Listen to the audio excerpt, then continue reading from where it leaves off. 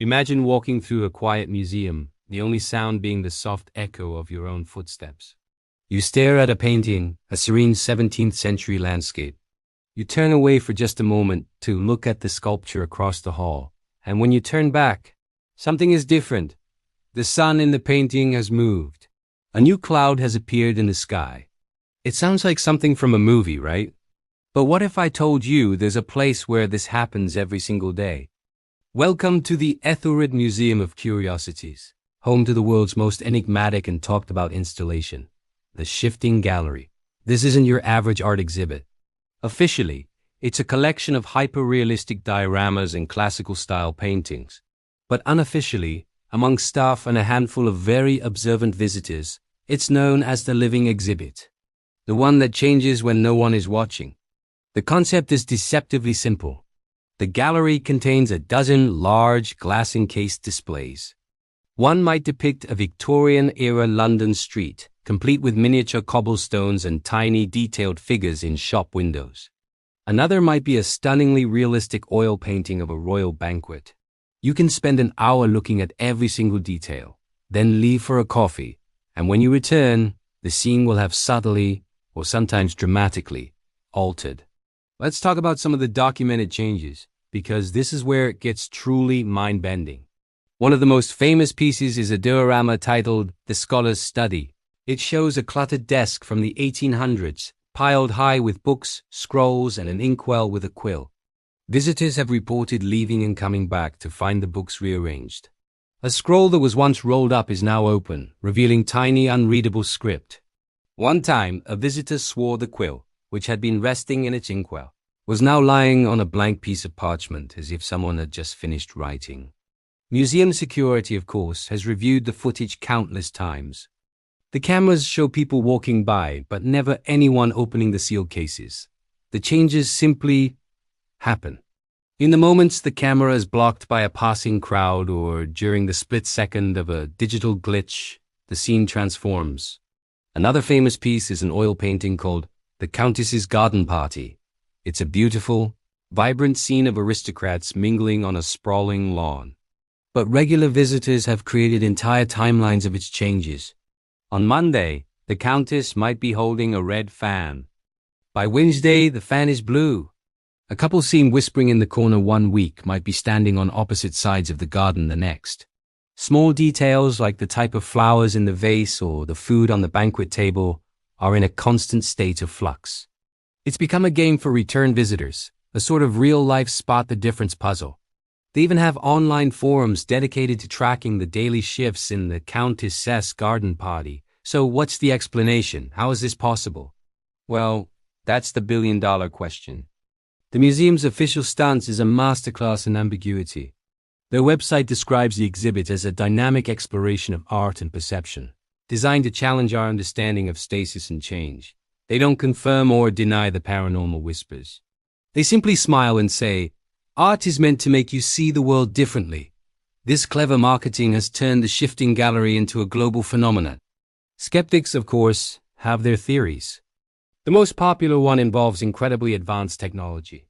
Some suggest the paintings are not paint on canvas, but ultra-high-resolution digital screens with algorithms that subtly alter the image. For the dioramas, they propose silent, microscopic robotics or magnetic filaments, too small to be seen, that rearrange the objects from below. The tech theory is compelling. Imagine a system so sophisticated it can track the gaze of every visitor in the room. Using facial recognition and motion sensors hidden in the gallery's architecture, a central computer would know the exact moment no human eyes are on a specific exhibit. In that fraction of a second, it triggers a change. A digital screen refreshes an image.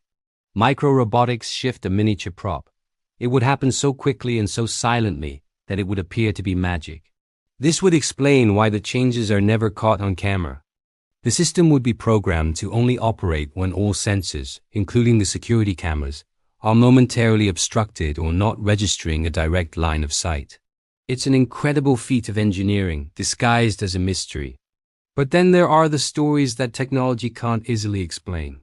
A security guard, working a late shift, once reported hearing faint music like a harpsichord, coming from the garden party painting. He was the only one in the museum. Another story comes from a cleaner who was polishing the glass of the scholar Zia's study late at night. She swore she saw the tiny flame in the miniature lantern on the desk flicker and die out, plunging the diorama into darkness. When she blinked, the flame was back, steady as ever. These accounts are dismissed as tired eyes and overactive imaginations, but they add to the legend. They feed the other, more mystical theory, that the art is somehow alive. This theory suggests that the Etherid Museum, known for collecting oddities, has stumbled upon something genuinely inexplicable. Perhaps the artist who created these pieces imbued them with a certain energy, or the objects themselves have absorbed the history they represent. Proponents of this idea believe the art is telling a story, evolving and living out its own narrative when it's not being observed. The scholar is actually working in his study. The Countess and her guests are really enjoying their party. We, the viewers, are just catching glimpses of their world, freezing them in place with our gaze. When we look away, they resume their lives. It's a romantic and slightly chilling thought, isn't it? That these tiny silent worlds have a life of their own.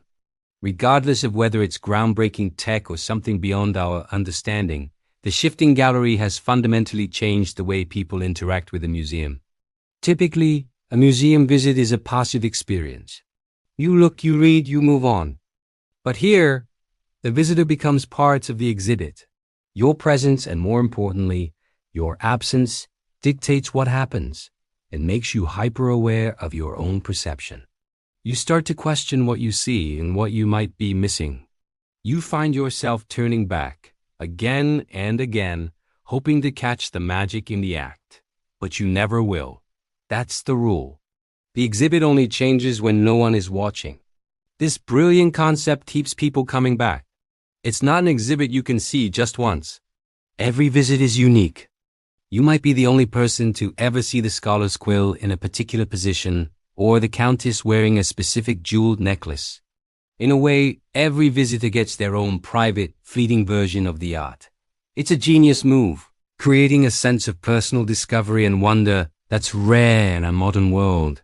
It taps into that childish fantasy that our toys come to life when we leave the room. So, is it a trick, an illusion?